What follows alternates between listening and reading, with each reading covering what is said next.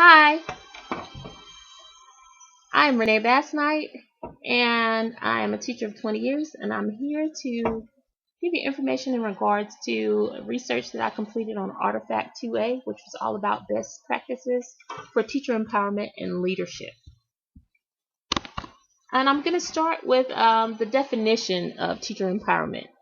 Teacher empowerment is defined as investing teachers with the right to participate in the determination of policies and to exercise professional judgment about what and how to teach. The key to a great school is obviously an outstanding teaching staff, and we do that, or we acquire an outstanding teaching staff by empowering teachers or having them involved in the decision-making process at our school. As one principal in the Empowered School District Project stated, teacher empowerment is like more feet running in the same direction. We all pull together and feel powerful in the process. I really love that quote because I think it summarizes what teaching is all about, what success is all about. It's all about teachers coming together. Teachers coming together with students, students coming together with teachers, administrators coming together with teachers, the community coming together with teachers. We're all pulling together. Once we feel powerful, that confidence, we build confidence and success follows. Empowered individuals believe that they have the skills and knowledge to act on a situation and improve it. And empowered schools are organizations that create opportunities for competence to be developed and displayed. I found through all my research here that teacher empowerment can be enhanced by looking at school leadership, by looking at collaborative teams and autonomy. We'll start with, we'll take a brief look at school leadership. And empowerment is all about letting go so that others can get going. So that means that some administrators at times, you may have to relinquish some power in order to gain, some positive effects, but it's worth it in the end. And it's all about just having teachers involved, giving them the power to initiate choices and validate decisions, because that reinforces the teacher's sense of professionalism and empowerment.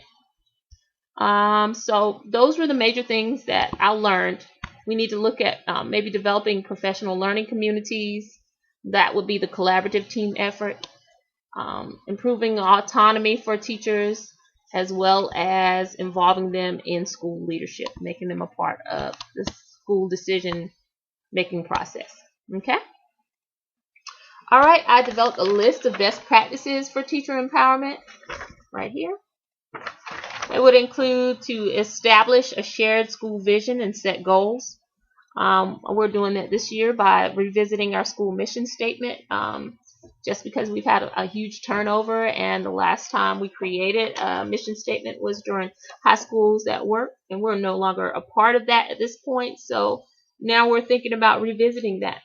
The second one would be to encourage shared leadership, and we're going to do that through viewing teachers as leaders in and out of the classroom. The administrators set the tone.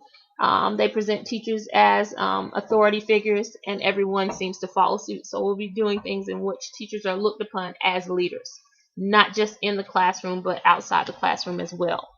Also, those professional learning communities also create a feeling of shared leadership.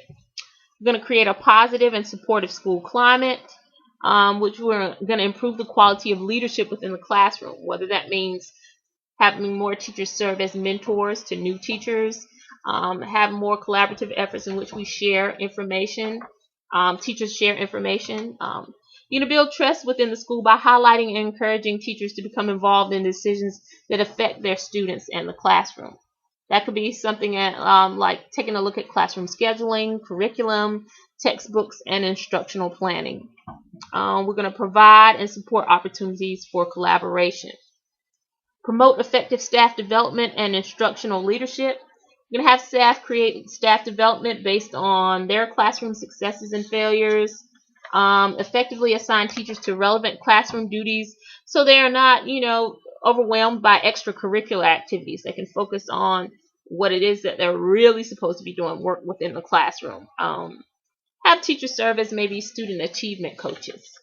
And once again, professional learning communities. All right, now I'm describing the gaps that currently exist between current classroom practices and what you know to be research-based best practices. I think the major gap that occurs at my school would be the lack of opportunities for collaboration. We don't have collaborative teams. We're just starting with the PLCs. So I think that would probably be first and foremost on our list of priorities to address. Secondly, that lack of a shared vision. And lastly, I don't think that we address autonomy at our school the way we should. We're not supporting teachers or reflecting them. They're not being reflected as authority figures as much as possibly they should be. So we're going to look at those three things in that order. Explain how I will work with my PLC. My PLC will address all of those things by first addressing the concept of PLCs. I would like to introduce that concept first, and then once the school is exposed to that idea, we'll use that to address those other areas of concern in regards to teacher empowerment.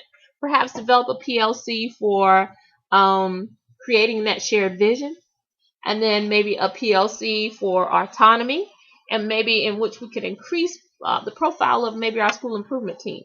There have been some discussion about that, and have teachers to really understand what it is that our school improvement team does and how they can have input via the school improvement team.